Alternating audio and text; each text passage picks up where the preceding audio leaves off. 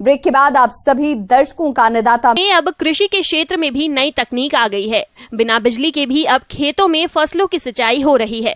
Solar system एक ऐसी तकनीक जिसमें ना बिजली जाने की चिंता और ना ही कोई अतिरिक्त खर्च। जी हां, प्रदेश के कई किसान अब अपने खेतों में सोलर पैनल सिस्टम लगवाकर इससे अच्छी पैदावारी ले रहे हैं और शासन भी इस तकनीक को बढ़ावा देने के लिए किसानों को अनुदान दे रहा है। तो इस तकनीक का लाभ आप कैसे ले, इस बारे में जानकारी दे रही है कृषि इंजीनियर अंजनी सुधाकर।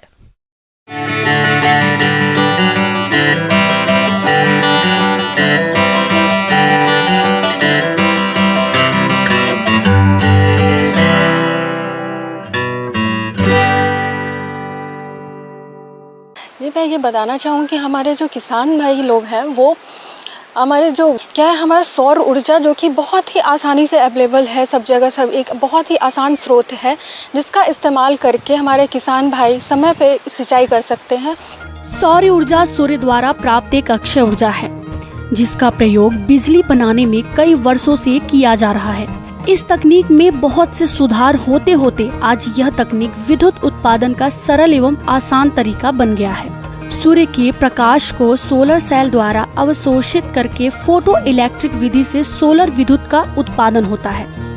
इसे हम करंट के रूप में परिवर्तित करके सिंचाई जल निकालने के प्रयोग में लाते हैं।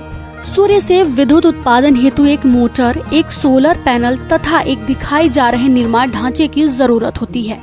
सोलर सेल जो कि सिलिकॉन नामक धातु से बनाया जाता है। इसके ऊपर सूर्य की किरणें जितनी ज्यादा पड़ती हैं उतना ही ज्यादा विद्युत का उत्पादन होता है। उसके बाद मैं इन चीज़ों में बताना चाहूँगी कि इसमें कुछ आपको कुछ इसके पुर्जे लगते हैं, जैसे कि इसमें सोलर पैनल होता है, इसमें एक बैटरी चाहिए होता है, उसके बाद इसमें एक कन्वर्टर लगा होता है जो कि हमारा सौर ऊर्जा को हमारा विद्युत ऊर्जा में बदलता है।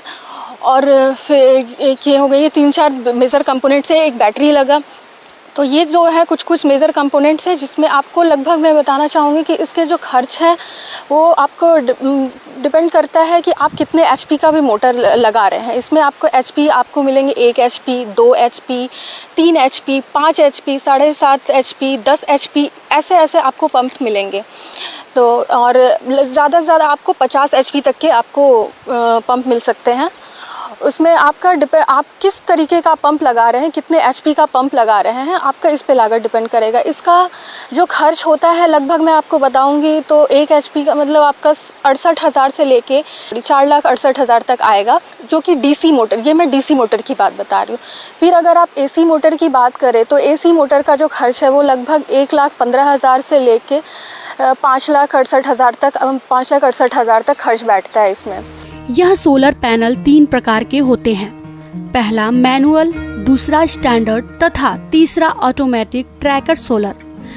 आइए इस बारे में हम चर्चा करते हैं। मैनुअल सोलर सेट के बारे में इस प्रकार के पैनल को सूर्य की दिशा में हाथों से घुमाना पड़ता है।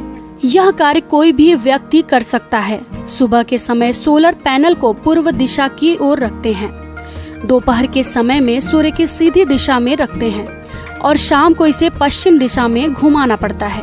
अब बात करते हैं स्टैंडर्ड टाइप सोलर पैनल के बारे में। यह एक स्थायी संरचना होती है। इसे विभिन्न दिशाओं में घुमाने की आवश्यकता नहीं पड़ती। इसके पैनल को दक्षिण दिशा की ओर स्थायी तौर पर लगा दिया जाता है।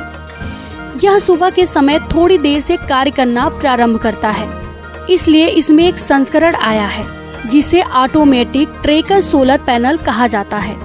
यह ऑटोमेटिक ट्रैकर अपने आप ही सूर्य जिधर रहता है उस दिशा में घूम जाता है। स्टैंडर्ड टाइप सोलर पैनल की तुलना में 20 से 30% ज्यादा कार्य करने की क्षमता होती है।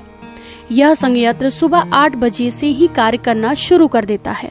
उसके बाद बात करूँ तो फिर इसमें आपका जो मेंटेनेंस है, इसमें जो आपको मेंटेनेंस भी इसमें बहुत कम लगता है। इसमें आपको बस कुछ नहीं करना है। इसमें आपको जो सोलर पैनल है जहाँ पे आप लगाए हैं वहाँ पे आपको एक स्प्रिंकलर लगाना है, जो कि आपको हर लगभग 15 दिन पे, जो अगर उन पे पैनल्स पे धूल जम जाए तो आपको उससे बस हटा के साफ़ करना है 15 दिन के अंदर। और इसमें आपको फिर बाकी कोई मेंटेनेंस नहीं चाहिए। तो उनके आप लगभग सुबह 9 बजे से लेके आप शाम के 5 बजे तक लगातार आप इसमें सिंचाई कर सकते हैं अपने खेतों में।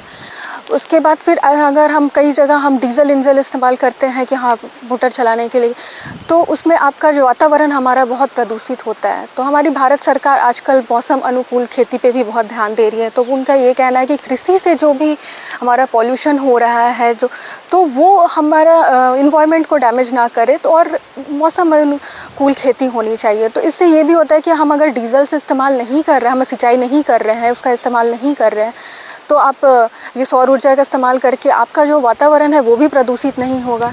एवं इससे क्या होगा कि अगर आप बिजली इस्तेमाल नहीं कर रहे हैं, डीजल इस्तेमाल नहीं कर रहे हैं, तो आपको किसानों को जो है खर्च भी थोड़ा कम आता है इसमें।